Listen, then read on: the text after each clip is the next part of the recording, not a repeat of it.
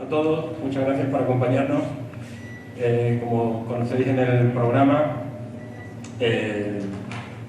la ponencia de hoy estará a cargo de la profesora doctora Almudena Villegas Becerril, a la que, si os parece, presentamos y hacemos una pequeña introducción a la conferencia que va a impartir, una vez que José Luis nos presente los documentos que tienen preparados para hoy. Así que muchísimas gracias por venir. Si os parece, pues comenzamos sobre la marcha. José Luis, gracias. Buenas noches a todos. Hoy vamos a comentar brevemente dos documentos nuevos. Procede uno del archivo municipal, otro en cambio lo hemos seleccionado de la propia parroquia de la Asunción como novedad. El primero lo hemos titulado Auto del gobernador del condado de Santa Eufemia en 1780, exactamente el 25 de mayo de 1780. El condado de Santa Eufemia, como saben, estaba compuesto por 4 villas, que son Santa Eufemia, Alviso, Torrefranca y El Guijo, más lo que se llama el estado y castillo de Madroní, una fortaleza defensiva. Los territorios de señorío estaban al mando de un gobernador. En cambio, los que eran jurisdicción real eran un corregidor el que los mandaba.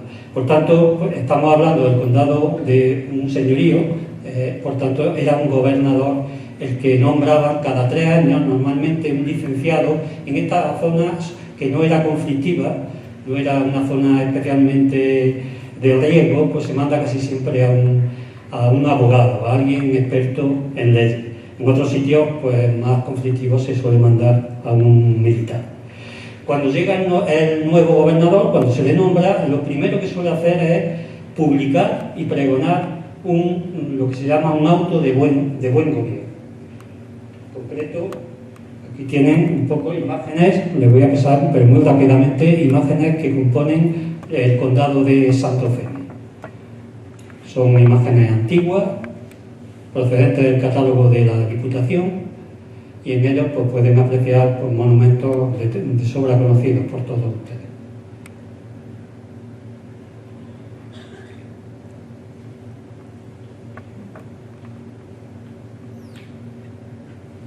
Terminamos con Torrefranca, que aquí era donde residía el gobernador. Dentro de todo el condado, los gobernadores del condado residen en Torrefranca, en esa emulación que tienen, pues, evidentemente, con el corregidor que reside en Torrevieja.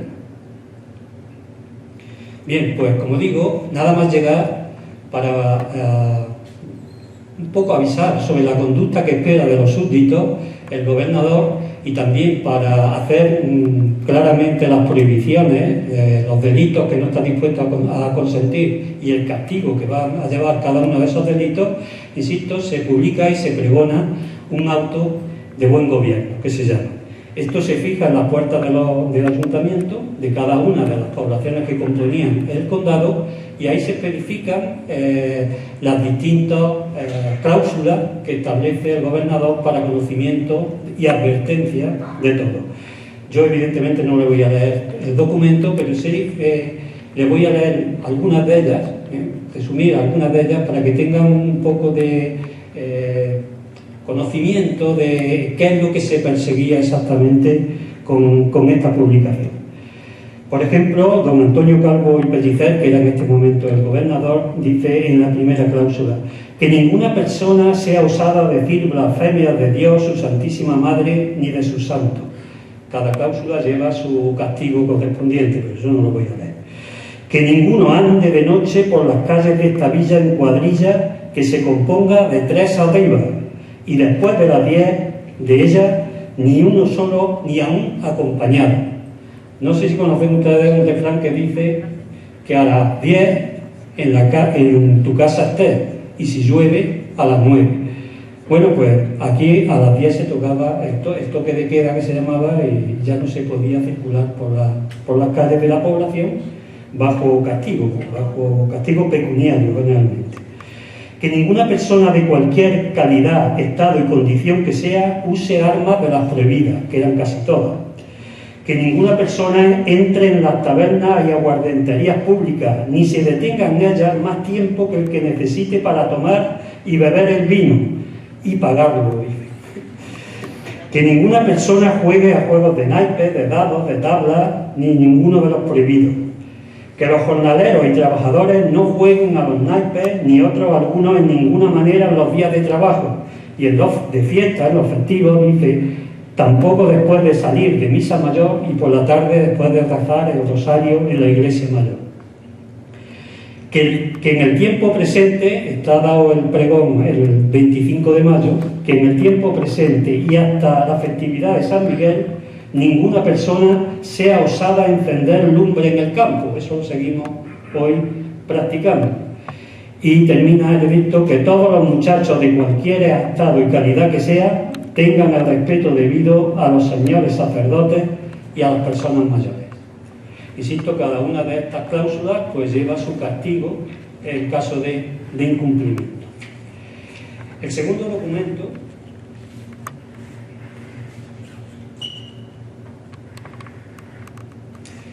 es pues vamos a presentar un libro, gracias a la generosidad del señor párroco, don Manuel Cantador, que nos ha permitido el poder disponer y presentarlo aquí, porque no todos los documentos importantes que se conservan en la localidad de Dos Torres, evidentemente, están en el archivo municipal. Había otros archivos también muy importantes, como podría ser el registro civil, que está, como saben, destruido en la guerra, o el importantísimo registro parroquial eclesiástico que había tanto de Torrefranca como de Torremilán. Ya saben que en los primeros días de 1936 ese monumental acervo documental que había en la parroquia pues ardió, se convirtió en ceniza en unos breves minutos, en muy poco tiempo. Todo se destruyó, o prácticamente todo se destruyó, me refiero a la documentación. Pero quedó algo, quedó un libro que ustedes ya tienen conocimiento, son conocedores, han transmitido la noticia de que una mujer salvó ese libro de la abuela, lo guardó y gracias a eso se ha podido conservar. Es el libro número 16 de matrimonio de Torremilano y ya de Dos Torres en esta fecha. Y va en un periodo, ocupa un periodo que va desde septiembre de 1888 hasta junio de 1901. Son apenas 13 años, pero en esos 13 años se celebraron en Dos Torres 393 matrimonios, a una media aproximada de 30 matrimonios por año. En 1900 hubo un pico sobresaliente, en el año en que hubo 56 matrimonios, más de uno por semana, para que nos entendamos.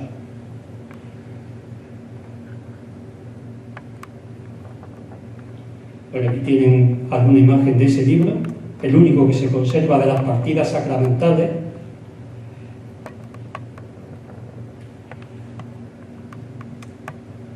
Y aquí tenemos las dos partidas, la primera y la última de ese libro. Tengo que advertirles que los libros de difuntos de la parroquia de Torremilano y de Dos Torres en definitiva, tenían su comienzo en 1521. Va a hacer ahora, el año que viene, 500 años. Los de matrimonio y de funciones en 1541, 20 años después. Misma fecha para la parroquia de Torrefranca, que quedó englobado con la unificación en la de la Asunción. Bueno, pues todos esos 500 años de vida de nuestros antepasados, de su identidad, de sus particularidades, de su familia, etcétera, se han perdido definitivamente. La primera partida matrimonial, como curiosidad y para terminar, está fechada el 5 de septiembre del 88 y los esposos no pusieron mucho reparo a casarse, pese a que era la partida número 13 de ese año.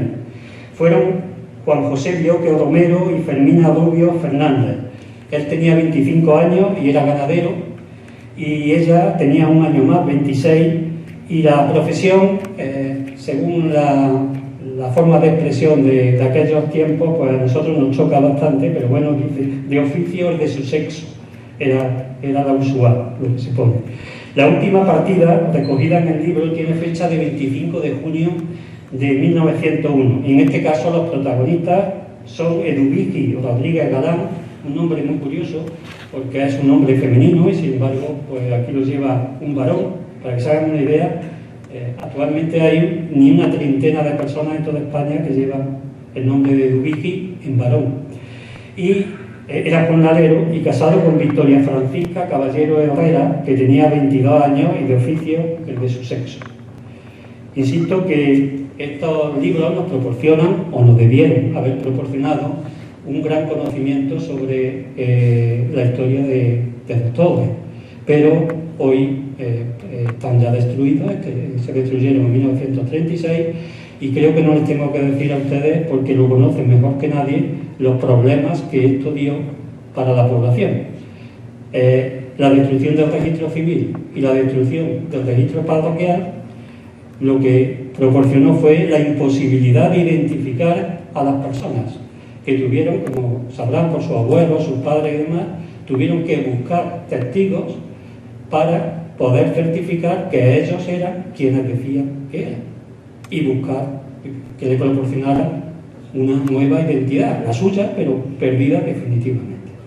Por hoy, nada más. Muchas gracias por su atención.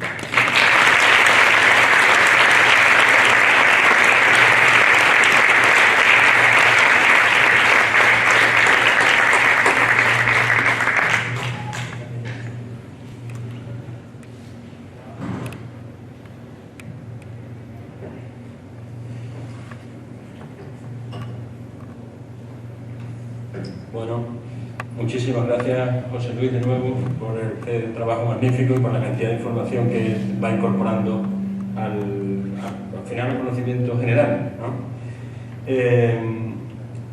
Gracias también, de nuevo, insisto, perdonadme que sea pesado, por acompañarnos en esta noche. Cuando hemos entrado y hemos visto ya la cantidad de gente que había, ahora dirá Almudena lo que le parece. Pero a mí, si os lo digo con toda sinceridad, me surge un sentimiento de gratitud, ¿eh? De gratitud. ¿Por qué?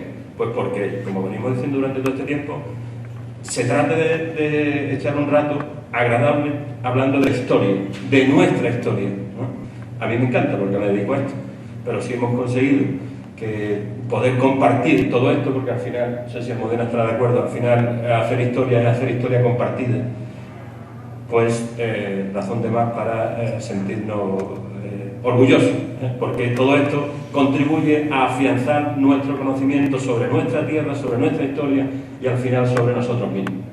Bien, dicho esto, tengo que agradecer también muy especialmente a Almudena que se haya desplazado hasta aquí, en fin, por las circunstancias en las que estamos, pues no puede quedarse esta noche, se vuelve a Córdoba. Y también, pues el hueco. Almudena es una persona muy ocupada, porque es muy importante. Eso le pasa a las personas importantes. Eso no ocupada, está muy ocupada, ¿no? Entonces, bueno, yo le agradezco muy sinceramente, de verdad, que no haya encontrado un hueco y hayas tenido a bien acompañarnos. Porque nos va a hablar Almudena de una cosa sin la cual, bueno, pues hay cosas importantes en la vida, pero el comer está en el primer puesto. Por razones evidentes, ¿no? Bien, ¿quién es Almudena Villegas Becerril? Pues Almudena es licenciada en Historia, fíjense ustedes esta combinación que es magnífica y la que explica también que esté aquí, diplomada en Nutrición y Dietética, doctora por la Universidad de Córdoba, profesora de la Universidad de Córdoba en la asignatura de Historia de la Alimentación, con lo cual de lo que vamos a hablar aquí en esta tarde ya ha tenido tiempo, ya lo ha reflexionado suficientemente, académica de número de la Real Academia de Gastronomía, directora de la Revista Española de Cultura Gastronómica, directora del Máster de Historia de la Alimentación de la Universidad Complutense y luego tiene pues un montón de publicaciones, colabora también con distintas revistas, etcétera, etcétera, con emisoras de radio, etcétera, etcétera, pero entre todas sus publicaciones, Almudena, si me permite, me ha llamado la atención una cosa, y es que ella tiene un libro sobre el salmorejo. ¿Se puede escribir un libro sobre el salmorejo? ¿O cuánto hay que saber para escribir un libro sobre el salmorejo? Bueno, pues entre otras publicaciones tiene uno sobre la Casa de Carbonell, 150 años de historia, otro que se titula Inspiración gastronómica, Grandes maestros de la historia de la gastronomía, el libro de salmorejo, Saber del sabor, Manual de cultura gastronómica, Gastronomía romana y dieta mediterránea, ¿no? Entonces, bueno, cuando vimos el perfil, las publicaciones, el trabajo que estaba haciendo Almudena, pues nos pareció muy conveniente, muy oportuno invitarla a que estuviera aquí esta noche con nosotros y nos contara qué hemos comido aquí, en esta parte, ¿no? En esta tierra nuestra, que hemos comido durante tantísimo tiempo. Así que, Almudena, muchísimas gracias, cuando quieras. Adelante.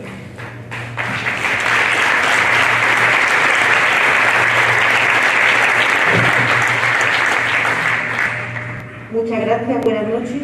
Como tenemos distancia personal que no social, porque distancias sociales que no nos entendiéramos, me van a permitir que me quite la mascarilla, porque se me hace muy raro hablarles a todos ustedes que, bueno, estamos en agosto, es como una cosa relajada, amable, así que, si me permiten, como tenemos distancia suficiente física, que no social, que haya aprecio en lo personal y lo profesional y todo eso, pues primero me libero de este adminículo tan incómodo que nos han impuesto los tiempos.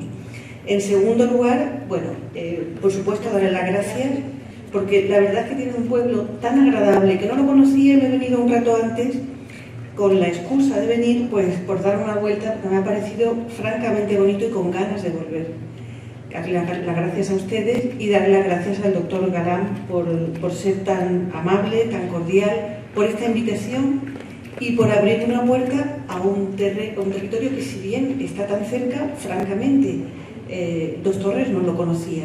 Así que lo que ha hecho ha sido abrirme las puertas, pues, de un sitio que me ha gustado muchísimo. Y además venía por el camino haciendo una cosa que es... Venía por el camino cuando estaba acercándome ya a Dos Torres en el coche. Me ha gustado muchísimo el olor que había a vaca. Me ha parecido, a lo mejor ustedes están muy acostumbrados, pero me ha parecido, yo que me he criado del campo, pues me ha gustado mucho. Llevo todo el verano de ciudad, así que añoraba estos olores del campo y la bajada pues seguramente será igual.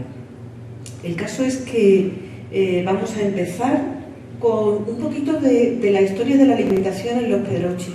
Es curioso, yo le voy dando ya a esto, ¿no? Es curioso porque es un territorio bastante singular.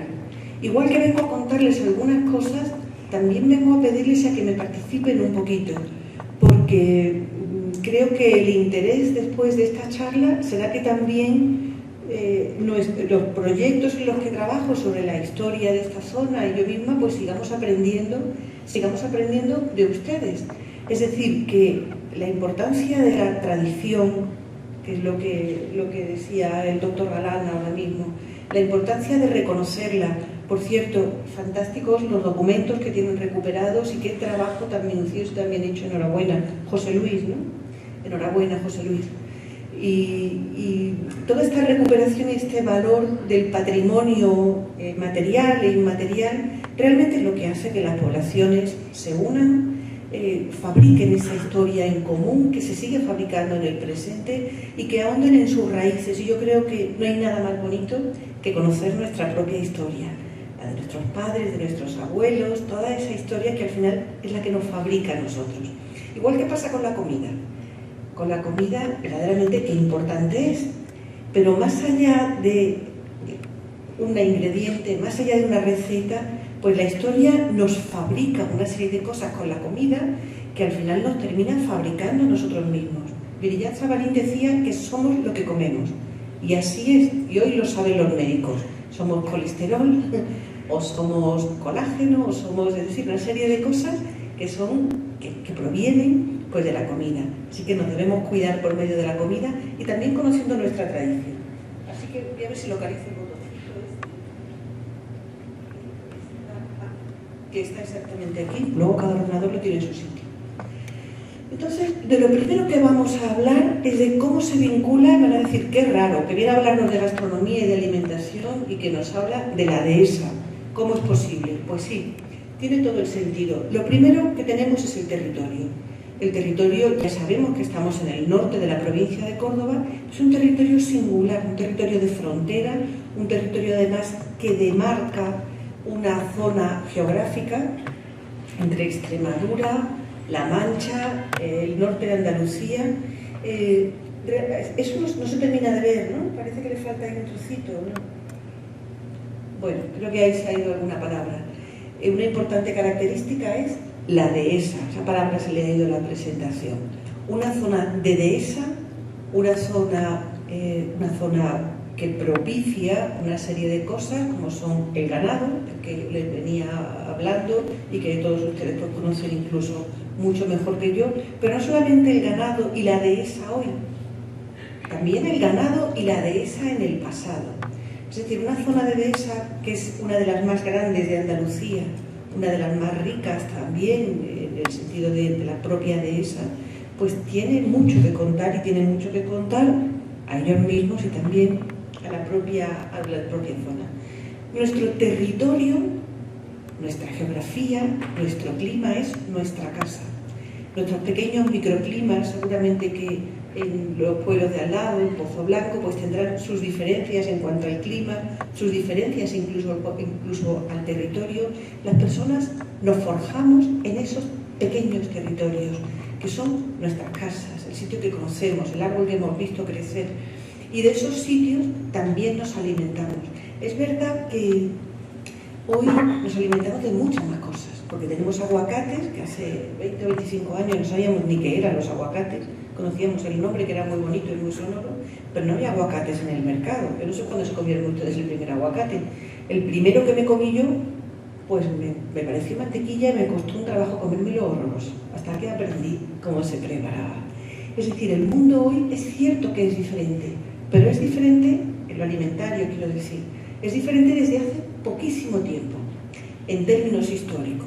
Hace 100 años, bueno, 100 años y 50, que todos estos cambios no se habían propiciado, que la globalización no existía, que el supermercado era diferente, que se compraba de forma diferente y que se comía de forma diferente.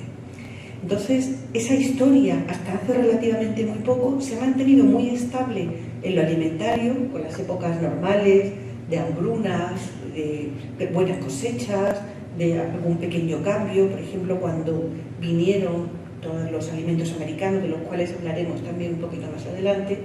Sin embargo, nuestra época nos lleva a galope de muchísimos cambios. Algunos son y han sido muy divertidos, muy enriquecedores, muy bonitos, otros no tanto. Pero en fin, ¿qué le vamos a hacer? Tampoco no es el momento de quejarnos, sino de seguir, ¿no?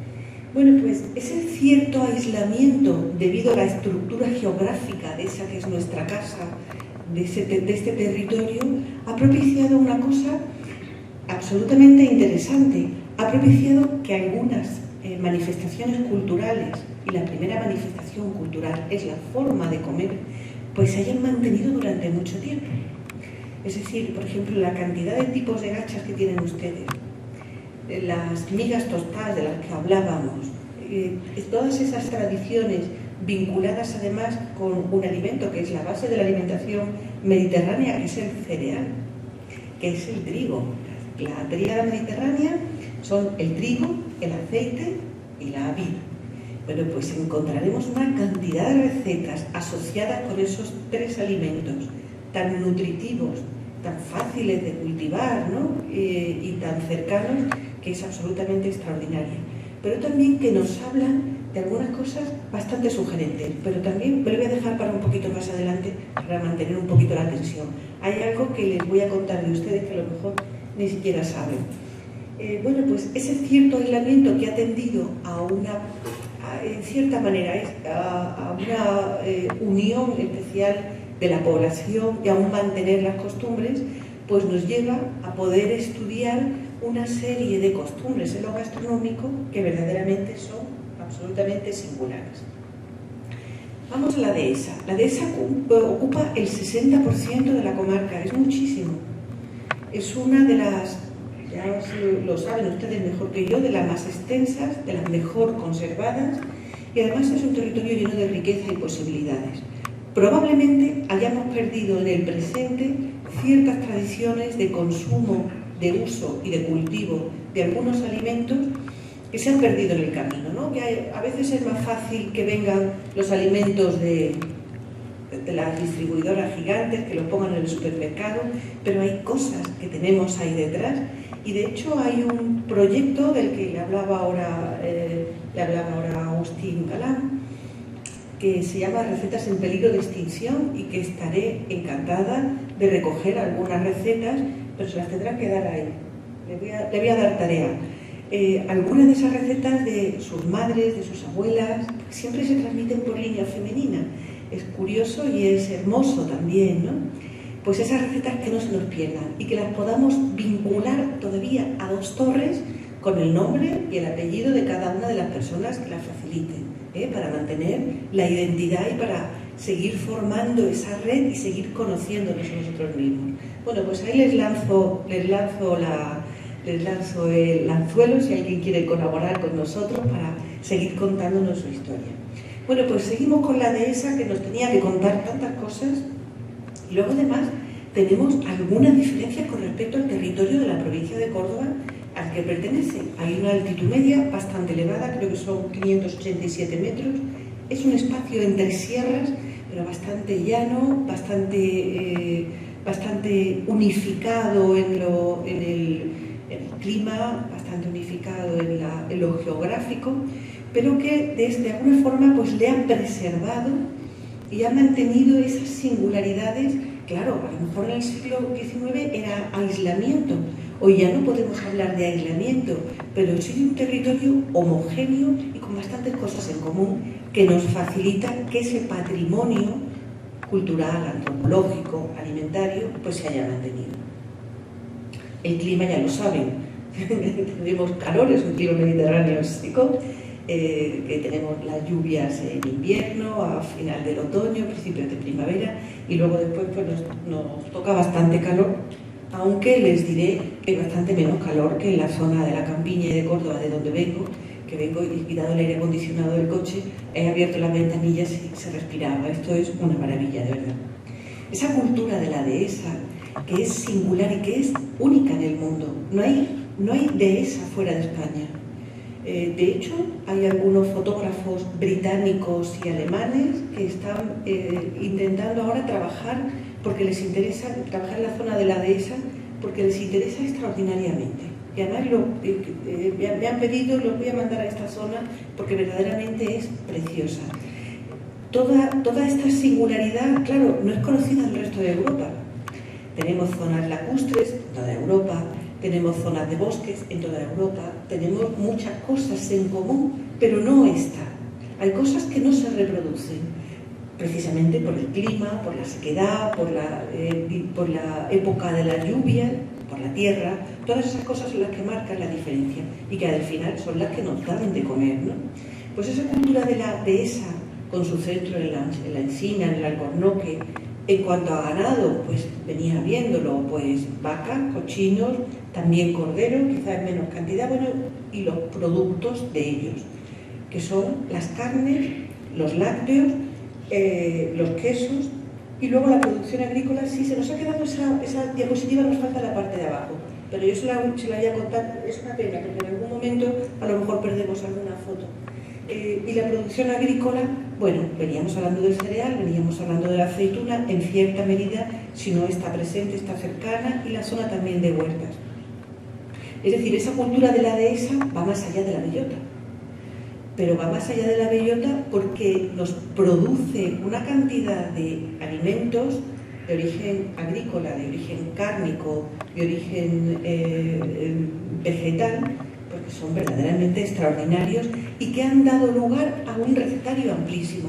Miren, el Mediterráneo, en general, somos muy mediterráneos. Aunque estemos bastante alejados del mar, el espíritu de la mediterraneidad, el tipo de alimentación, la forma de relacionarnos, la unión que hay. Fíjense que en la crisis del 2008, famosa, las poblaciones del sur del Mediterráneo, las españolas y las italianas principalmente, sobrevivimos en gran parte a la unión que había familiar, de amigos, es decir, a una sociedad cohesionada y mediterránea, con ese sentido de convivium, de compartir la comida, de compartir el pan, cosa que no les ocurrió, por ejemplo, a las sociedades anglosajonas, que tuvieron muchos problemas con individuos, pues gente sola, que se queda sin familia, a lo mejor esas cosas que ocurren en la vida, ¿no? Pues eso no pasó aquí. Y eso tiene que ver, ¿qué tiene que ver esto con comer? Claro que tiene que ver con el compartir, que es la primera manera de comer, ¿no? El porcentaje de cultivos en la actualidad, ahora vamos a empezar después con el pasado, pero me llamaba la atención los cultivos que tienen, estos son datos, me parece, del Ministerio, no los he sacado yo, además que los he rescatado, del 2016-18 me parece, pues los cereales de invierno para forraje, pero me llamó muchísimo la atención la cantidad de cereales y de leguminosas. Miren, una de las fuentes de proteína más importantes en el mundo antiguo, más allá de las carnes que son realmente necesarias para el crecimiento de los niños y para la formación de huesos y todo esto, pues eran las leguminosas. La legumbre, el garbanzo, la lenteja, incluso las más pequeñas, las habichuelas, el haba mediterránea, la habichuela es americana, y algunos tipos de leguminosas menores, pues provocaban, al comerlas junto con el cereal, y siguen haciéndolo, un fenómeno que se llama de complementariedad. ¿Qué quiere decir esto? Pues que las cadenas que tienen de proteína uno y otro confluyen cuando se comen en la misma comida y hacen que tengamos unos platos tradicionales que no tienen la cadena proteínica de la carne, pero son realmente muy nutritivos. Por ejemplo, el guiso tradicional de lentejas con arroz cumple ese requisito.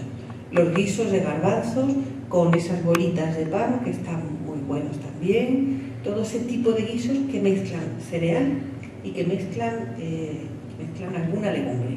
Y esto ocurre en muy numerosos platos en toda la provincia de Córdoba.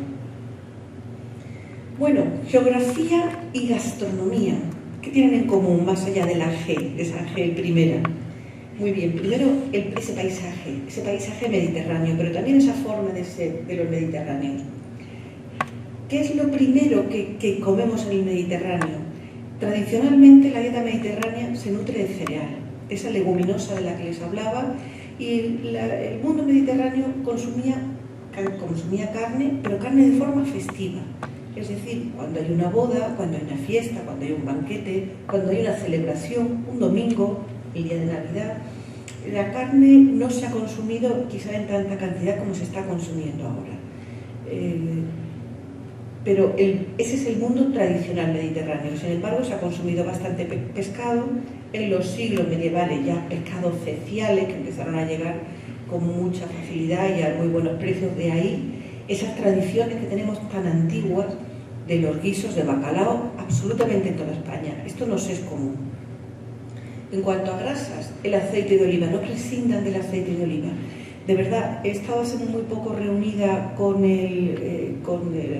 los investigadores del Instituto del Aceite de Oliva en Córdoba y verdaderamente es una grasa que debía estar en la farmacia.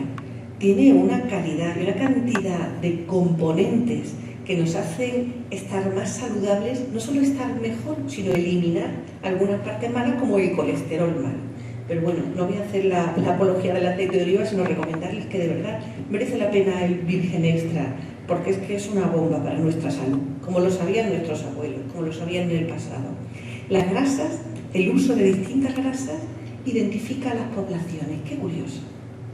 Las poblaciones, por ejemplo, las poblaciones anglosajonas, las poblaciones francesas, que consumen muchísima más mantequilla, porque claro, no tienen aceite de oliva. La mantequilla tiene sus grandes ventajas. Tampoco hay que demonizar porque la mantequilla tiene vitamina A, vitamina D y además es una grasa de muy buena calidad. Pero, sin embargo, el caso es que les identifica y sus cocinas tradicionales están relacionadas con esas mantequillas.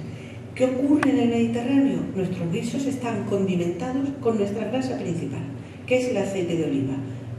Virgen extra, si pueden, utilícenlo, porque ya les digo que es absolutamente fabuloso, pero el tema de las grasas verdaderamente es identificativo de las distintas poblaciones. Condimentamos mucho y bien con hierbas aromáticas, no tanto con especias. Las especias son las que venían de la especiería, el clavo, la canela, la pimienta, que tienen una aportación como es natural, pero en el mundo antiguo y en el mundo medieval las especias eran cosa de élites. ¿Por qué? Porque eran carísimas. Venían desde la India a lomos de caballos y de camellos y llegaban hasta Roma. Después, en el mundo medieval, hasta Venecia, desde donde se distribuían. Con lo cual era un viaje carísimo, eran un negocio fabuloso. Y las especias, porque se compraban muy baratas en origen y se vendían sumamente caras en el destino. Eran el negocio verdaderamente redondo. Además, eran muy poco voluminosas, es decir, cuántos clavos hay en un fardo, por ejemplo, así, eran un gran negocio. Sin embargo, esas especias, que eran un gran negocio y que eran el aditivo de las comidas, digamos, más caras, se ven sustituidas en las poblaciones locales por unas infinitamente más interesantes hierbas autóctonas. El romero, el tomillo, el orégano, la alucema, no sé si le dicen lavanda, le dicen alucema, es una palabra muy bonita. El ajo, el vinagre, los vinagres también hijos de los vinos, ¿no? Toda esa cantidad de hierbas aromáticas, además de calidad, porque el perejil, el mastuerzo, porque son frescas, realmente son parte de esa condimentación y de esa nutrición que además hemos perdido en gran parte.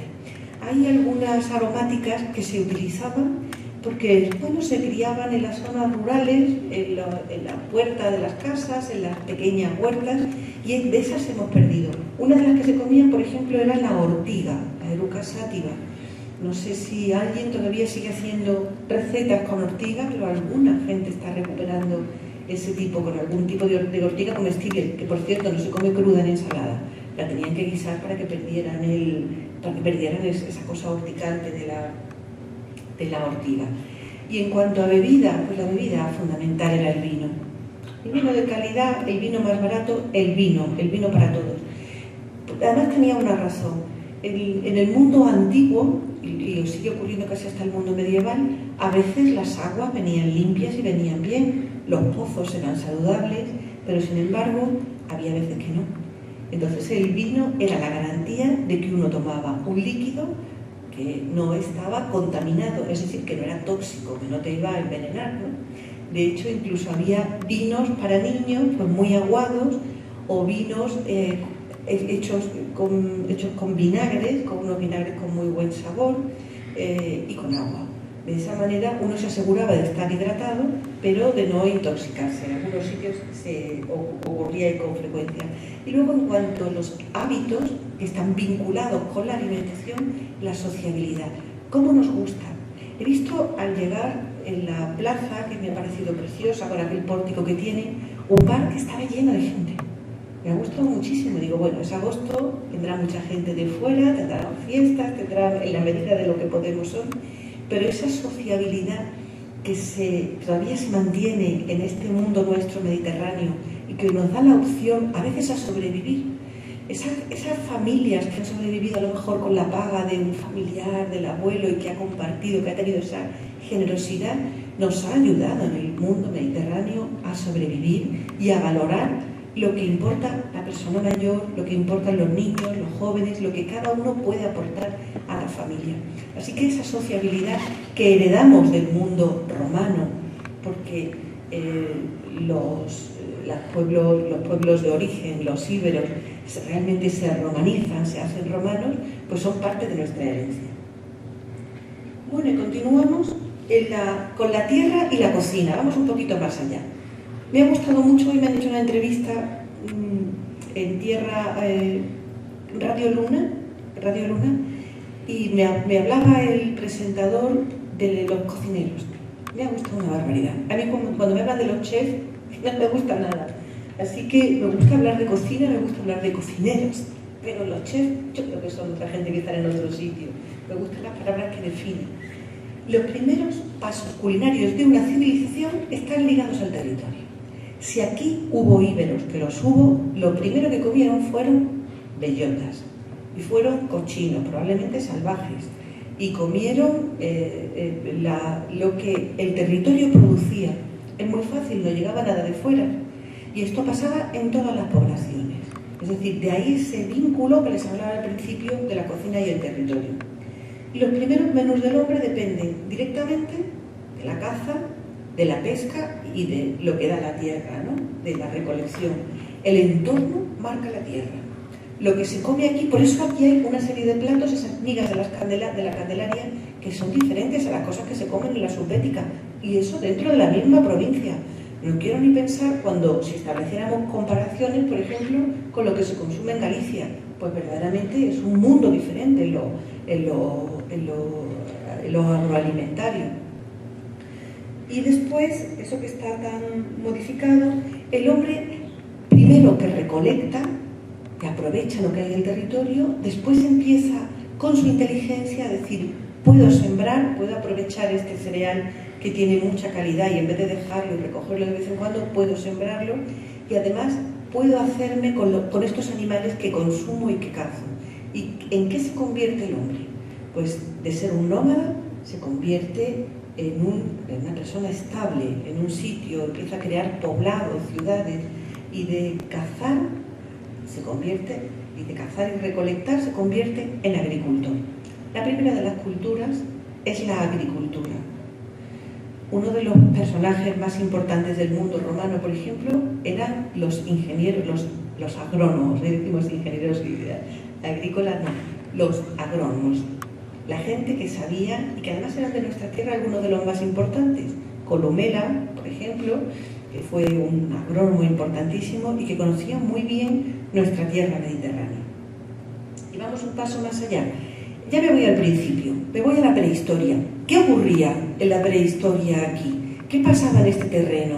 De esos recolectores que se transforman en gente sedentaria, que ya no tienen que ir de un sitio a otro, sino que empiezan a conocer la tierra, a conocer sus productos y no solo a amarla también, que eso viene después, sino a aprovechar todas las cosas que le dan.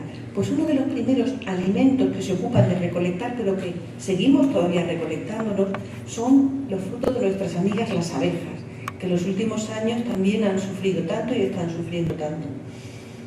En la prehistoria hay apicultores. Fíjense el dibujo, además los arqueólogos nos dicen que es un dibujo de una mujer, es un dibujo femenino. Está subida al árbol porque, claro, las colmenas en estado natural pues se quedan altas y eso son representaciones de abejas. Esa especie de monstruitos que hay así que parecen murciélagos, no son murciélagos, son abejas. Se recolecta con una bolsa que lleva en la mano, en una de las manos, se ve perfectamente en el dibujo. Y entonces, ¿cómo hacían? Pues se recogía la miel una vez al año, prácticamente. Había una cosecha de la miel al final de la temporada.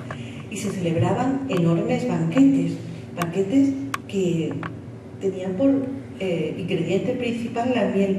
Imagínense un mundo en el que no hay nada dulce, nada más que una vez al año uno se puede surtir de esa miel. Entonces, ¿qué nos gusta lo dulce? ¿Cómo nos vincula con la infancia? El primer alimento, que es la leche materna, es dulce.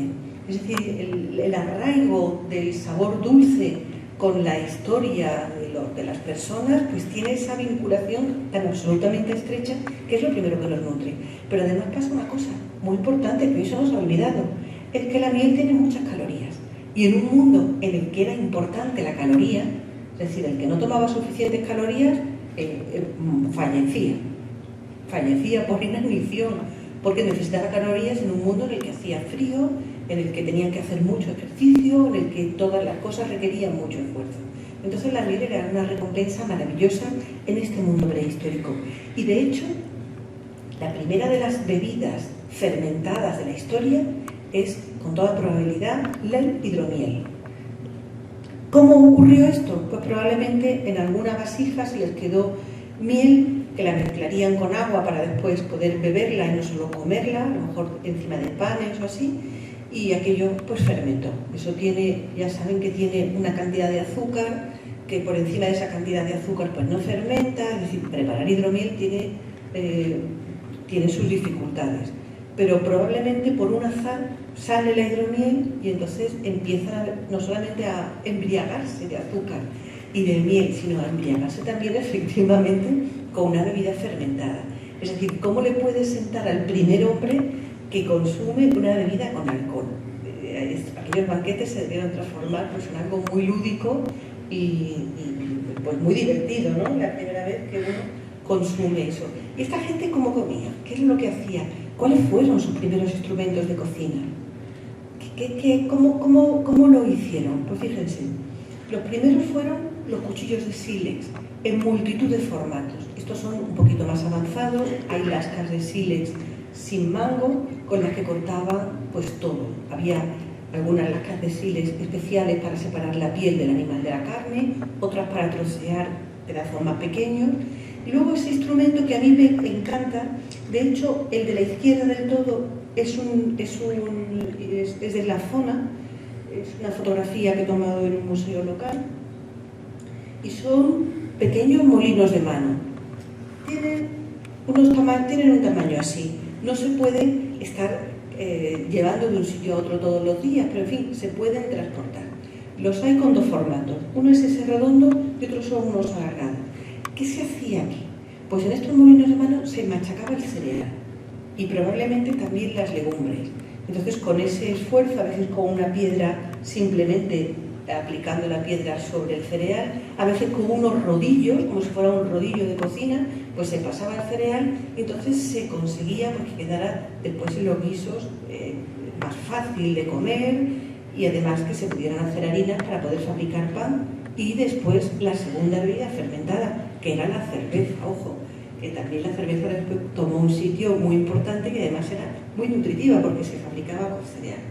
Estos son los primeros cuchillos. El antecedente directo, las piedras estas, de los morteros. Después a estos molinos de mano se le van subiendo poco a poco las paredes y se van transformando en nuestros morteros. De hecho, tenemos morteros de época romana que podríamos utilizar en nuestras cocinas hoy. Algunos metálicos, algunos de piedra, incluso algunos de madera también. Y todos estos instrumentos nos parecen hoy absolutamente modernos, ¿no? Y estos pequeños instrumentos, que son puntas de flecha, que son cuchillos, aquello es una raedera, herramientas para cortar la piel de los animales, pero algunos son las flechas perfectas. Son lo que fabricaban nuestros antepasados para poder capturar la vida animal y la vida vegetal que había en los alrededores. Es decir, ¿qué terminan proporcionándonos las herramientas primitivas? Pues terminan proporcionando el primer objetivo de la herramienta primitiva, no es divertirse cazando, no es hacer diana en un sitio, es comer. La primera actividad por la que se levantaban los hombres primitivos y los hombres y mujeres hasta hace muy poco tiempo era comer cada día. Cuando lee uno la picaresca, por ejemplo, al Lazarillo de Tormes, Lazarillo se levanta por la mañana y lo primero que tiene en la cabeza antes de darse cuenta siquiera que se levantando es ¿cómo voy a comer hoy? Pues este era el pensamiento de esta gente, ¿cómo voy a comer hoy? ¿Y qué ocurre? Pues que utilizan esa gran inteligencia que tienen. No nos podemos imaginar a los hombres prehistóricos como unos brutos, no, debemos imaginarnos gente como nosotros, con sentimientos, con afectos y con capacidad de inteligencia para hacer todo este tipo de instrumentos, porque estas herramientas primitivas, fíjense, lo de arriba es una hoz encastada, con las piedras encastadas en una pieza más grande. Estos son azadas, en fin, todo herramientas para procurarnos la comida. Casi todas las herramientas que encontramos, las primeras herramientas del mundo prehistórico y las más importantes en el mundo antiguo, tienen que ver con la alimentación. Porque es exactamente lo primero. ¿Y qué hacen con todo eso? Pues la caza de venados, por ejemplo, con arco y con flechas. Esta imagen, que a mí me gusta mucho, nos enseña cómo esta gente, fíjense qué capacidad tenía para con esos arcos fabricados por ellos, con esas flechas de las que han visto las puntas, algunas son absolutamente precisas, maravillosas. Yo tengo algunas piezas de sílex que todavía cortan, todavía todavía hay que tener cuidado con ellas porque cuando las coges cortan todavía, tienen un corte maravilloso. Pues con esas herramientas pues conseguían la caza del día. ¿Y cómo cazaban? Cazaban en grupo. Tenían que cazar en grupo, porque era la mejor forma de coger más animales, de capturar más animales y además después de poder transportarlos, porque una persona sola pues tiene dificultades para transportar, limpiar y preparar un animal.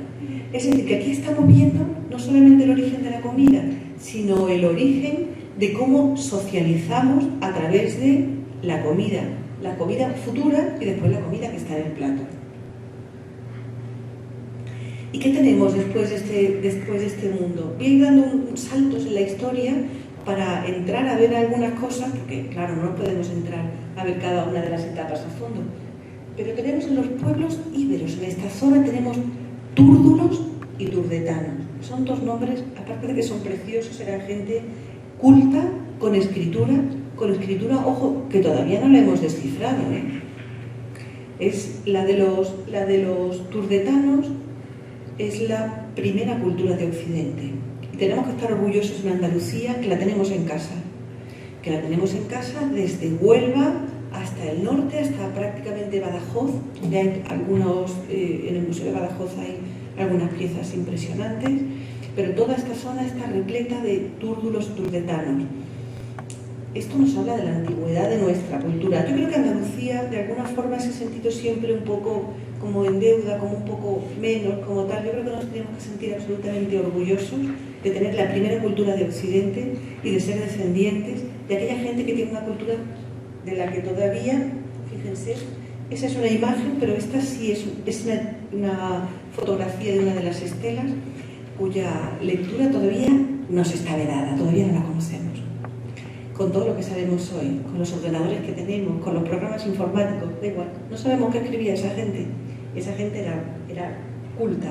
Entonces toda la zona de Portugal, del sur, yo les digo, hasta Badajoz, pues tenemos ahí. Este es un motivo de un festín, de un banquete íbero.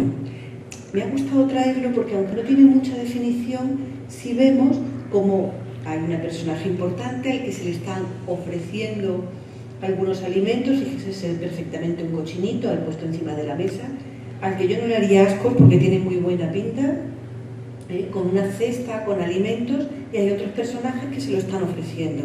Es decir, ¿qué observamos aquí? Pues observamos que hay una comunidad en la que además hay unas relaciones sociales, ¿no? Bueno, y damos el otro salto y ahora llega Roma. Y cuando llega Roma, de verdad cambian muchísimas cosas. Roma lo cambia todo. En lo social, Roma pacifica, Roma organiza, Roma ordena y Roma da un sentido de unidad a todo el territorio. Porque lo que Roma quería le daba igual. Admitía que cada uno practicaba una religión, que escribiera de una forma, que escribiera de otra, pero sí es verdad que había que cumplir una serie de cosas como ciudadanos romanos, y al final a las distintas poblaciones en toda Europa ocurre que se les van olvidando muchas cosas de un pasado que era mucho más rústico, más difícil, más duro, para meterse en esta Roma que proporcionaba ciudades pues, muy bien organizadas, proporcionaba mercados diarios, luego mercados semanales, se llamaban mundinae, cada 9 días se celebraban, y entonces viene Roma a que además se distribuyan alimentos, porque si aquí hay hambruna, tenemos unas vías extraordinarias que proporcionan cereal, que proporcionan vino, que proporcionan garum o que proporcionan aceite a las distintas poblaciones. Eso es lo que nos trae Roma. Bueno, las canalizaciones de agua, por cierto, en fin, los puentes, tienen aquí algún puente francamente bonito. Y les traigo alguna imagen así como un destello de esta Roma, que pudo ser aquí también. Este es un triclinio al aire libre con un juego de agua y con pérgola. Esta es de la casa del efebo, esto está en Pompeya, pero los triclinios fueron exactamente iguales en todos los sitios. ¿Qué tiene de curioso este triclinio? Que es al aire libre. ¿Cómo sabemos las poblaciones mediterráneas disfrutar de las noches al aire libre, frescos, tomando algo? La gente se sentaba de esta forma. Estos son como una especie de polletes sobre los que se ponían cojines y alguna mantas, algunas cosas, con un poco de adorno, unas colchas, y en medio se ponía una mesa en la que se servían troceadas las comidas. Y entonces cada una de las personas no se tumbaba, se quedaban así como cuando llegamos cansados y nos sentamos en el sofá de casa, se sentaban reclinados y cogían de la mesa las comidas que hubiera preparado el anfitrión y disfrutaban sobre todo de la compañía, de la charla, del ambiente. Aquí hay dos escenas de dos recreaciones de triclinios, se sentaban exactamente así, que yo creo que aquí se ve muy bien en esa imagen.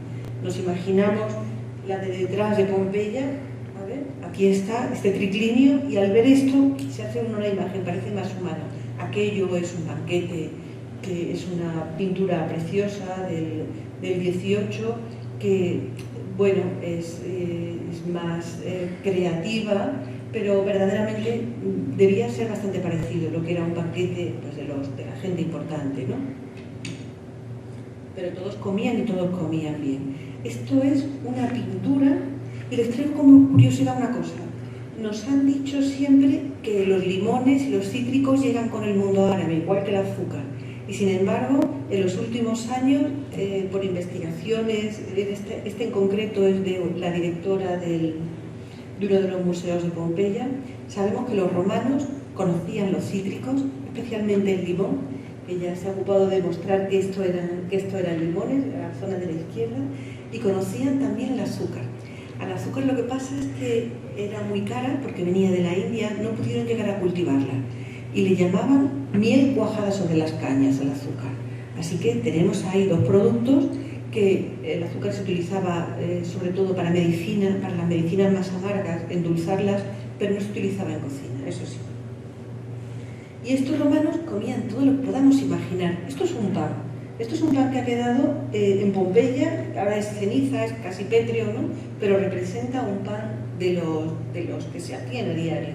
Un pan de esta forma, con un sello, como se hacía antiguamente en los pueblos en España. Esto lo he visto yo en los hornos, la gente llevaba, ponía su sello y sabía cuál era el pan.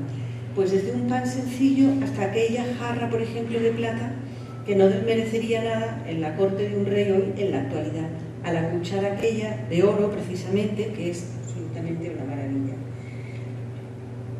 Vale, ya vamos, gracias. ¿Qué tenemos? Pues en Roma, de todo lo que quieran. Venta de productos de bollería específicos para niños, que podemos ver aquí. Bares, los bares de la antigüedad, que se llamaban termopolios, esta es una reproducción del 18. Y luego rótulos para establecimientos de comida. Probablemente sea el primer caso de marketing. Dice que tenemos para cenar pollo, pescado, carne, jamón, pan y caza. Eso es lo que tenían para cenar. No me importaría cenar nada de esto hoy. Bueno, ¿y qué nos dejan los romanos? Pues nos dejan toda nuestra historia. Nos dejan una importante cultura. Esto se ha ido todo con una forma y una explicación de por qué comer de una forma es ser culto. Y platos concretos y postres, ahí pueden leer lo que quieran. Los flanes, las galletas, las albóndigas, las hamburguesas, todo esto es romano.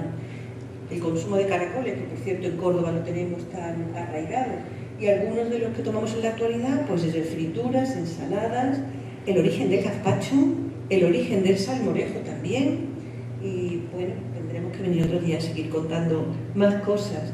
Y después hacemos una pequeña incursión en el mundo andalusí, que tienen una agricultura muy cuidada también, heredada de la romana, retoman todo lo que Roma había hecho y realmente mejoran el cultivo todavía de los huertos e introducen algunos alimentos como son la berenjena, calabacín, ya lo conocía, el resto de los cítricos, ya el azúcar que se empieza a cultivar.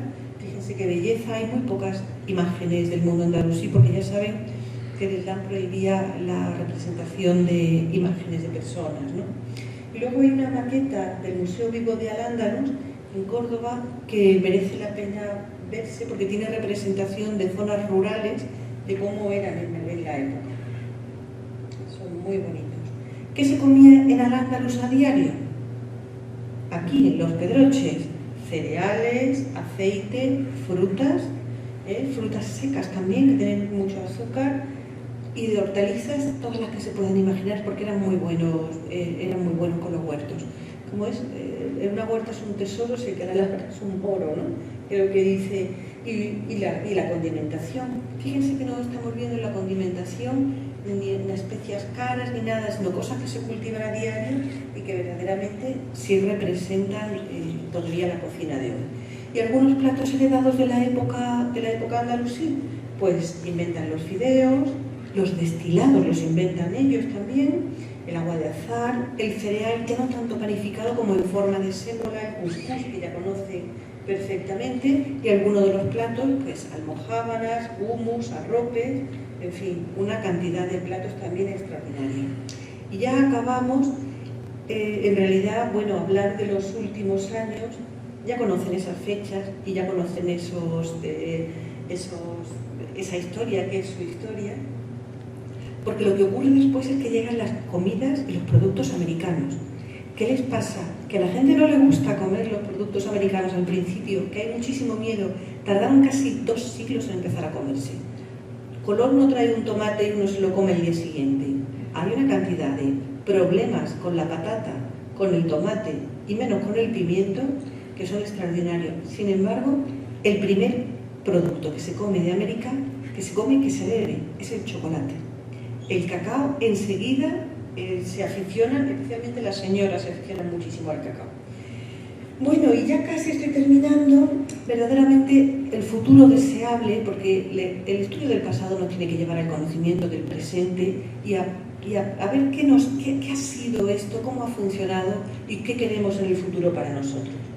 El futuro razonable será vincular lo que produce el territorio con las necesidades de las poblaciones. Es decir, de alguna manera tenemos que volver a extraer ese conocimiento del territorio, de las recetas y de todo eso. Hay muchas preguntas que hacer a las personas mayores que les decía al principio. Algunos platos actuales de ustedes, pues el asadillo, el famosísimo hornazo de Pascua, las migas tostadas, la ropa vieja, la sopa de las parías, una cosa preciosa, y el hígado, y una cosa que a mí me gustó mucho, que fueron las gachas de harina de bellota. Verdaderamente un plato que nos vincula con el mundo ibérico. La bellota no se consume ya casi en ningún sitio de España, pero la hemos consumido mucho. Además, la bellota es muy buena porque tiene ácido oleico. Ojo, casi me voy. Porque tiene ácido oleico. Entonces, esas tradiciones, y hablábamos al principio de alguna forma de lo cerrado del territorio, de lo autosuficiente que ha sido, pues nos llevan a observar que hay tradiciones que tienen miles de años. Esto ya es sin exagerar. Así que, por una parte, les animo a que si alguien tiene alguna receta de esas que merece la pena rescatar, pues que se la hagan llegar a Agustín, que le voy a dejar la tarea. Le voy a dar las gracias por estar tanto tiempo con su mascarilla y tan pacientes. Y bueno, gracias por la acogida y por estar aquí esta noche.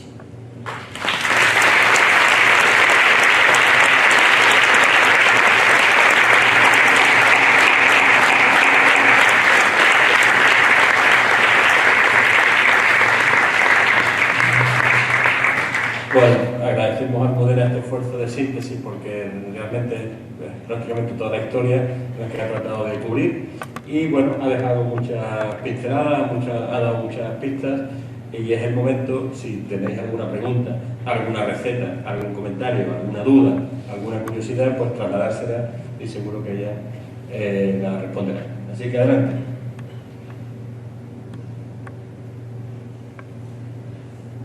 Por ejemplo, a mí me ha llamado la atención lo de la sopa de las parías.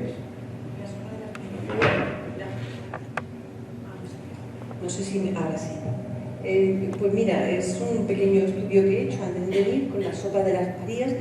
En realidad es una cosa que se ha hecho en toda España. A la mujer recién parida se le solían dar caldos muy nutritivos, caldos de gallina vieja, caldos que tuvieran un contenido calórico y por el esfuerzo que además se consideraba enseguida pues que todo ese esfuerzo tenía que verse recompensado de alguna forma pues, por una alimentación nutritiva, ¿no? Y me llamó mucho la atención esta sopa de las parías porque realmente es una cosa antigua pero que se ha seguido haciendo hasta los años 60 o 70 en el resto de Andalucía. No sé si eso se sigue haciendo ya. Claro, ya tenemos vitaminas en un bote. Ya tenemos vitaminas en un bote, sí. Exactamente, exactamente. Exactamente. Pero además yo personalmente tengo muchas historias de oírlo a la gente y en mi familia también, pues de las sopas reconfortantes y de esos caldos que se daban a las mujeres recién paridas, que verdaderamente que es que necesitaban esa recuperación después, que entonces era más lenta, como todos los procesos de recuperación y de enfermedades, pues necesitaban una buena alimentación, y eso era bien conocido, había que darle de comer. Me consta que en el pueblo hay buenas cocineras y algunas, algunas cosas que hacéis en la Candelaria, etcétera, etcétera, conocéis recetas antiguas, ¿no? ¿Y queréis trasladarle alguna duda, Almudena, o simplemente comentarla? Adelante. A mí, por ejemplo, me interesa mucho saber si alguien sigue haciendo todavía cosas con bellota o con castaña, quizá haya menos producción, ¿no? Pero si se sigue utilizando más allá del consumo animal, ¿no?, que tiene. Es decir, eso que he visto yo por internet, esas gachas, ¿se siguen realmente haciendo en las casas alguna vez como festivo o algo así? ¿O alguien las ha probado? El día de Todos los Santos. ¿Pero la siguen haciendo con harina de bellota? No, eso se ha perdido. Sí. Qué pena, pues eso es una bonita tradición que bueno, eso que remonta.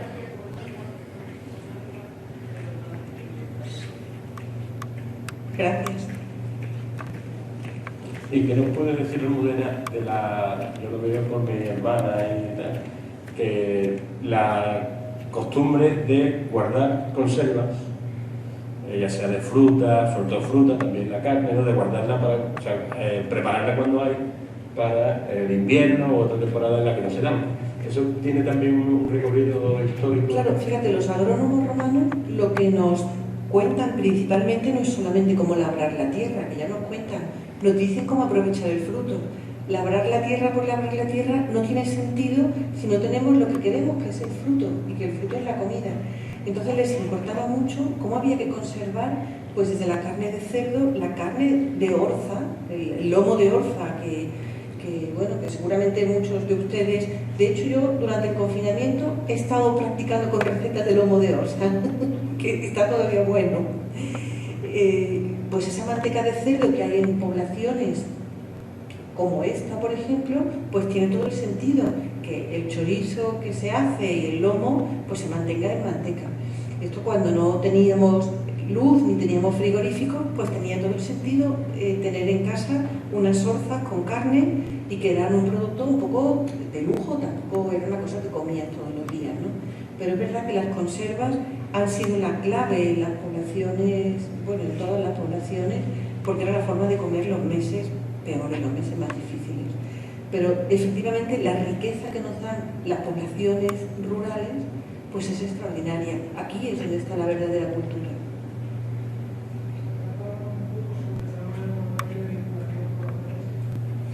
Pues el salmorejo cordobés es curioso porque es un plato, cuando decía sobre el libro del salmorejo, no es que escribiera sobre la receta solamente, sino sobre la historia. Es decir, qué pasa con un plato que se arraiga. Además no lo escribí por gusto, lo escribí porque una persona todos los días me llamaba y me decía, tienes que escribir sobre el salmorejo cordobés. Y un día soñé con él, que era un señor, y dije, no puedo soñar contigo porque eres muy feo. Tengo que escribir el libro. Y entonces escribí el libro.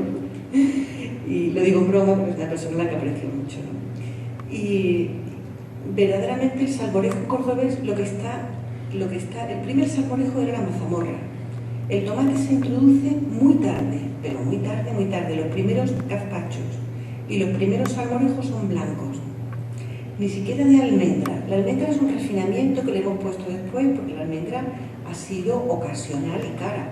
Entonces, para hacer un plato contundente, para hacer un plato que quitara el hambre, pues lo que se necesitaba era pan, aceite. Fíjense cómo es la tríada mediterránea en un plato: Tiene el pan, tiene el aceite y tiene el vinagre.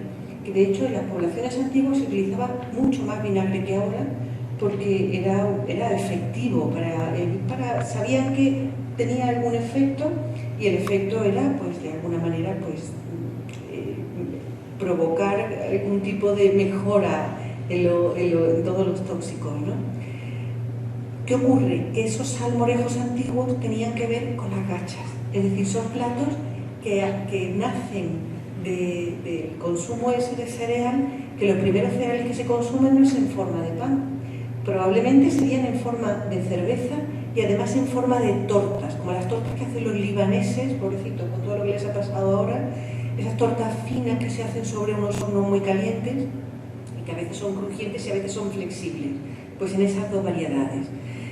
Esos son los primeros usos del cereal, pero entre esos usos están las gachas y las mazamorras, los salmorejos, que hoy lo tomamos fresquito, hoy lo tomamos como un plato muy refinado, muy fino, pero cuando uno realmente prueba el salmorejo o la mazamorra hecha a mano, pues nota una diferencia extraordinaria. Eso es lo que comían nuestros antepasados. Es muy difícil ahora, sería muy largo establecer todo el linaje y todo eso, pero la verdad es que es un tema tan interesante que me dio para un libro. Y que además su origen no está aquí, sino que está en el mundo pues muy antiguo, en Oriente Medio, donde empiezan a preparar los primeros platos que conocemos y que además luego devienen en todo el Mediterráneo, con el pulse de los romanos, con la polenta que hacen en Italia, y todos esos platos son hermanos. Y son hijos del hambre. Todos los platos de cereal son hijos del hambre. Y uno dice, y a mucha honra, ¿no? Pues nos han aplacado el hambre y nos han traído hasta aquí. Hay una pregunta.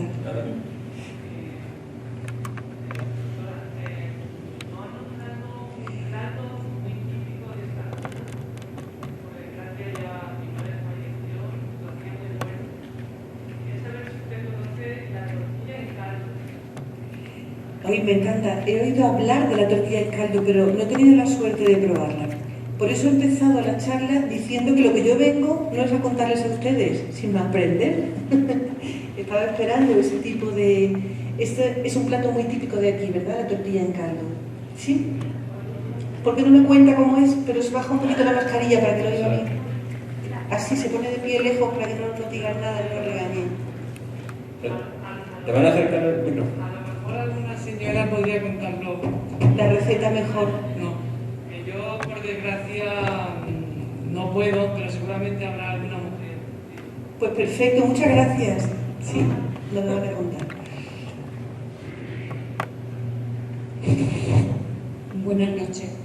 La tortilla en caldo, pues la tortilla de patata tradicional.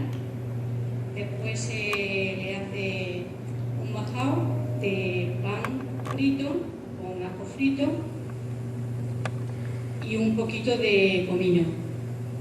Ahora eso se le añade al agua y se trocea la tortilla y se añade a eso con un poquito de sal y pimienta y un poquito de azafrán. Una hoja de laurel también. Y está muy buena. Se deja hervir un rato, ¿no? Sí, como 7-8 minutos. ¿Y es una tortilla del día anterior o una tortilla? No, está hecha expresamente para eso. ¿Y eso cuándo se toma? ¿En invierno? En invierno más. En invierno. ¿Y lo siguen haciendo? Sí, sí, sí. Es un plato tradicional de aquí. Sí. Qué bueno, me suena muy bien. ¿Y se toma con cuchara? Sí. Con cuchara, sí. Con cuchara. Qué bien, pues ese es un plato muy original, verdaderamente original. Una cosa que quería yo preguntarle que no ha nombrado es si conoce nuestros productos que nos ofrecen nuestros campos, lo que son los espárragos, los cardillos, que nosotros llamamos criadillas, que son como una trufa blanca. ¿Conoce ese tipo de producto de aquí de nuestra zona? Sí, eso sí lo conozco, sí. Las collejas también, tagarninas tendrán. Sí, son lo que llamamos nosotros cardillos. ¿Cómo les llaman las tagarninas? Cardillos. Son los cardillos, las tagarninas. Sí. Es verdad, sí. Pues todo esto es parte de la cultura. No dejen de hacerlo ni de comer, ni de prepararlo ni de comerlo. Que los niños que vienen de fuera ahora en verano, que tendréis más gente, la gente joven, que siga comiendo esos platos, porque eso es verdaderamente una señal de identidad tan importante como la plaza preciosa que tenéis, como la iglesia, como todo es parte de esa cultura, y esas comidas son parte de la historia de un pueblo, y además la que lo hacen único, porque eso no se come en otro sitio. Enhorabuena. Por aquí había alguna otra pregunta, ¿no? Un segundito que llegue el micrófono para que lo entremos. Mira, pues se va a poner el forno.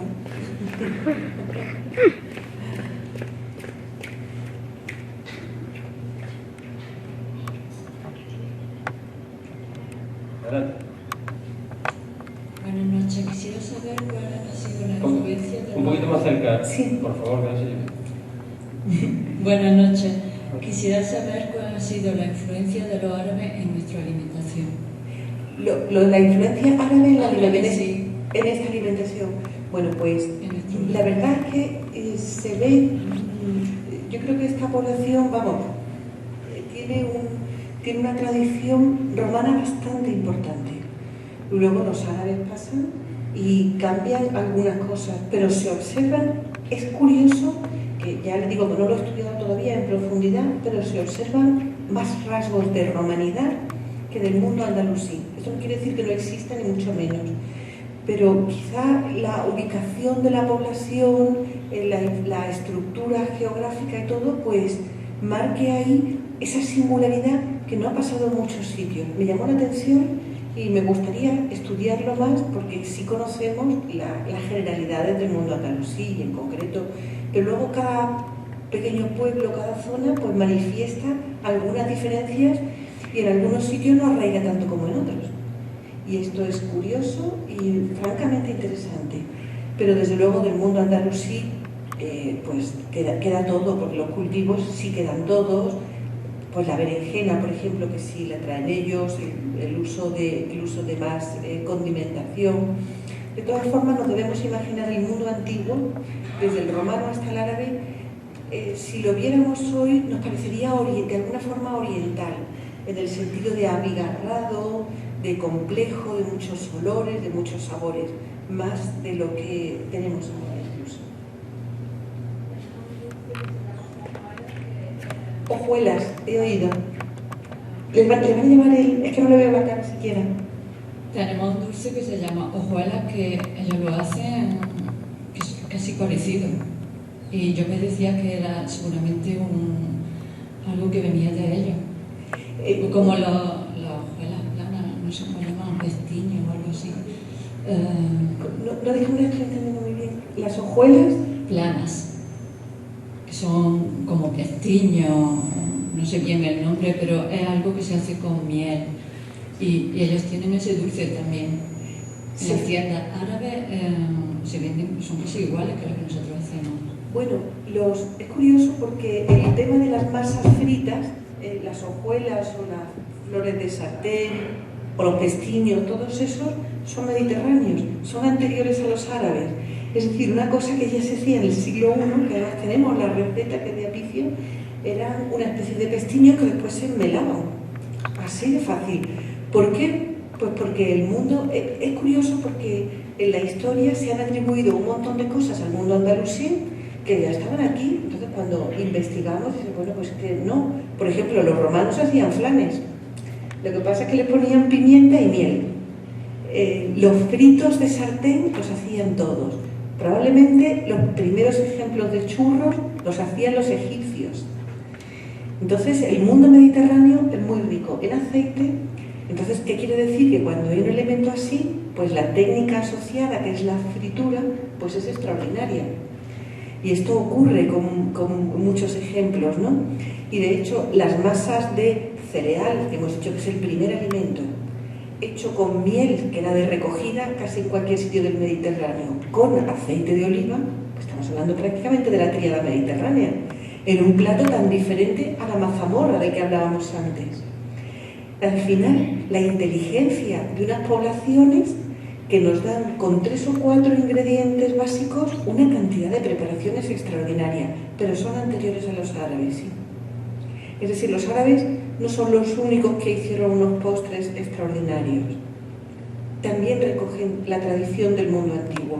Ellos mismos tenían unas bibliotecas extraordinarias en Damasco y eran poblaciones nómadas, pobres e incultas, que después, bueno, pues en Damasco empiezan a cambiar y a modificarse las estructuras también de poder y a beber en esas bibliotecas que había y después a traer el conocimiento. Por ejemplo, les animo a leer una biografía de un personaje que vivió en Córdoba muchos años, que se llamaba Ziryab, que fue músico, o sea, quien va aquí al conservatorio lo conocerá, pero no solo fue músico, fue un gran gastrónomo. Yo he escrito mucho sobre Ziryab, y a lo mejor otro año podemos hablar de qué hizo el gran Ziryab en la provincia de Córdoba, que cambió todo. Sí.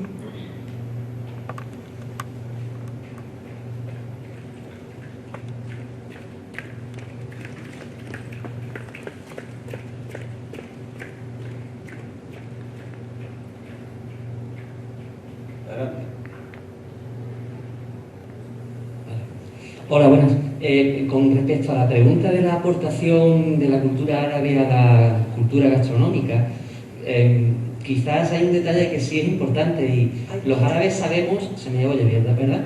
Los árabes sabemos que desarrollaron mucho el regadío. De hecho, palabras como aljibe, acequia, ¿no?, vienen de su lengua y quizás este desarrollo del regadío y por lo pronto de los cultivos de regadío sí debió tener un impacto en la alimentación de la zona y un desarrollo en la huerta, ¿no? Que los cultivos de la tríada mediterránea, vid, olivo y trigo, son de secano, ¿no? Es otro tipo de alimentación. Pero yo imagino que con esta tendencia al regadío y este desarrollo especial del regadío también se debió de potenciar mucho lo que es la alimentación de huerta, ¿no? Que también aquí, pues yo no soy de esta zona, pero también sé que aquí se desarrolla mucho, todas las personas tienen su huertecito para autoconsumo y demás, y esto debe ser también vinculado a la cultura árabe. Sí, es verdad que se desarrolla extraordinariamente, pero ya los agrónomos romanos contemplan el cultivo de huerta. Lo que pasa es que es cierto que después se mejora y se refina, y que la huerta era importantísima y que esa tradición ha continuado. Además les animo a que la continúen, porque además de tener un producto extraordinario, tenemos producto de cercanía, más económico, de mejor calidad. Me parece que yo creo que puede ser una de las claves del siglo XXI, el volver a retomar tradiciones que nos dan de comer mejor y volver a cocinar. Y volver a cocinar. Puede ser la revolución también del siglo XXI.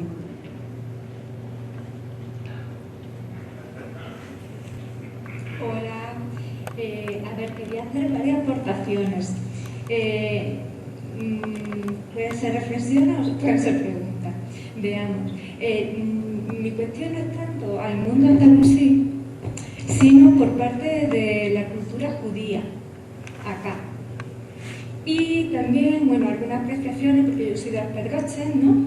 Sí es verdad que, bueno, estamos en Andalucía ahora, pero no hemos pertenecido a Andalucía, porque Andalucía es un concepto bastante moderno, que no ha existido antes, y de hecho nuestro carácter no es tanto andaluz como un carácter castellano.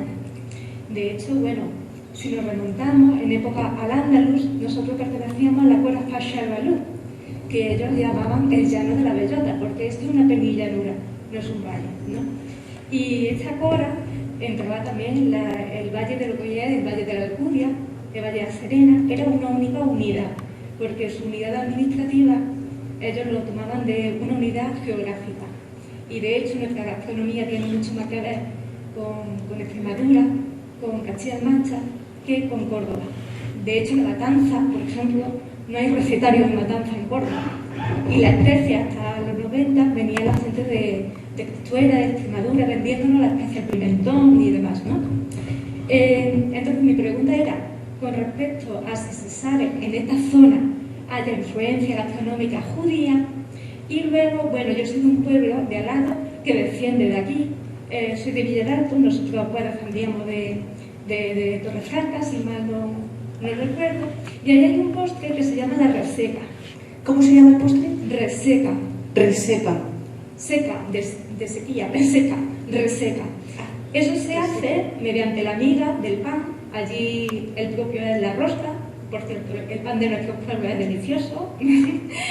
Yo solo como huevo frito cuando estoy en el pueblo, porque el pan de la ciudad es imposible, no me sale ni el huevo ni el pan. Y allí se hace con la miga de esa rosca o de ese bollo del día anterior, se mete con mata la uva, una gran cantidad de mata la uva, aceite y se mete al horno. Y es una torta prensada que está deliciosa, muy buena. Qué bueno, lo voy a probar. Es una cosa deliciosa. Y bueno, esa era la aportación que quería hacer con la verdolaga, que también se toma mucho aquí, la verdolaga. Y la pregunta era, pues, si tiene usted conocimiento de la influencia judía. Bueno, ocurre también una singularidad que precisamente hemos estado comentando antes. La influencia judía es importante, incluso además, como se mantuvo soterrada durante mucho tiempo, pues a veces se ha olvidado que era de origen judío. Hace unos días en la radio llamó a alguien en un programa, llamó en directo, me dijo, mira, le voy a contar cómo hacía el cocido mi abuela. Y me detalla el cocido y le dije, por Dios, ¿su abuela era judía? No, por Dios, mi abuela no. Ese era un guiso típicamente judío. De verdad que me impactó porque esa gente que había perdido la historia de su familia, incluso su religión, seguían haciendo los platos de la forma que se hacían tradicionalmente en el Shabbat. Porque era un plato típico de Shabbat. Lo que me explicó fue una hada fina, ¿no? Entonces me pareció maravilloso comprobar cómo cambiamos de equipo de fútbol. Bueno, no me gusta el fútbol, a lo mejor no es tan fácil, ¿no? Pero cambiamos hasta de religión y no cambiamos los alimentos de la infancia.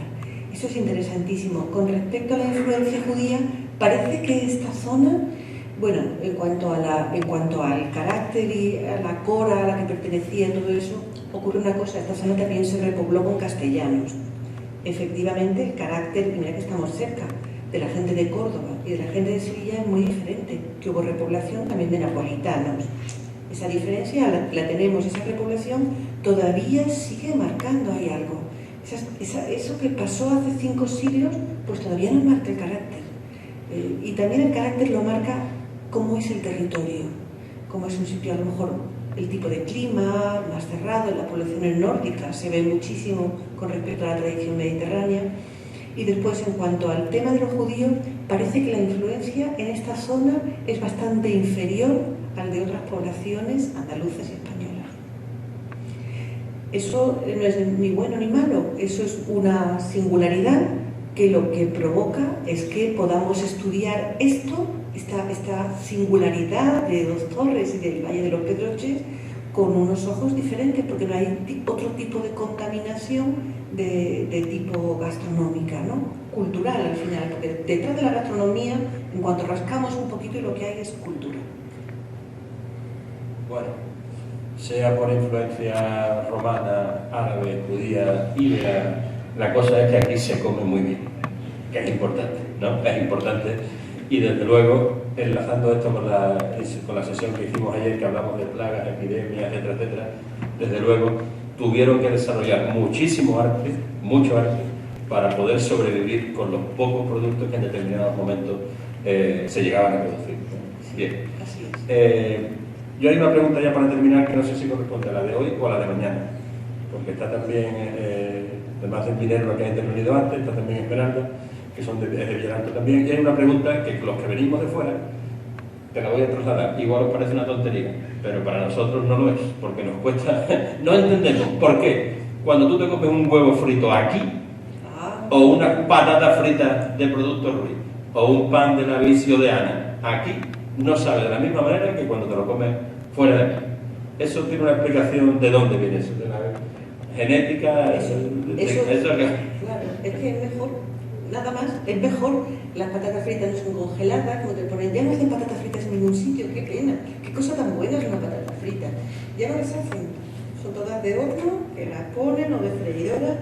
No es lo mismo comer una patata frita hecha aquí, que no ha viajado, que no la han semicongelado, como hacen también, que la deshidratan, la semicongelan. Es decir, todo lo que compramos está sometido a unos tratamientos. Y si te comes una patata que ha plantado alguien en un huerto cercano, y de la gallina, que por cierto he visto, vendemos huevos de granja. Digo, si lo llevas a ver, vengo yo antes y me llevo estos huevos. Pues sale diferente. Exacto, por ejemplo. por ejemplo. Bien, lo que está claro es que hay que venir al pueblo todo lo que se pueda y comer todo lo que se pueda, con moderación o sin ella, pero disfrutar, que es de lo que se trata, como hemos podido disfrutar esta noche, con el conocimiento de Almudena y con vuestras aportaciones, que de esto se trata al final, de esto se trata al final y de enriquecernos unos con lo que sabe el otro. Pues muchísimas gracias, Almudena. Os emplazamos para mañana porque hablaremos de la epigenética. Ya mañana Esmeralda nos contará. Muchísimas gracias de nuevo por venir. De verdad, da gusto ver, no obstante las limitaciones de espacio, da gusto ver este magnífico salón pues lleno, hasta donde el aforo ha permitido, y poder hablar un rato más de nuestra historia. Así que muchísimas gracias a todos y nos vemos mañana. Muchas gracias.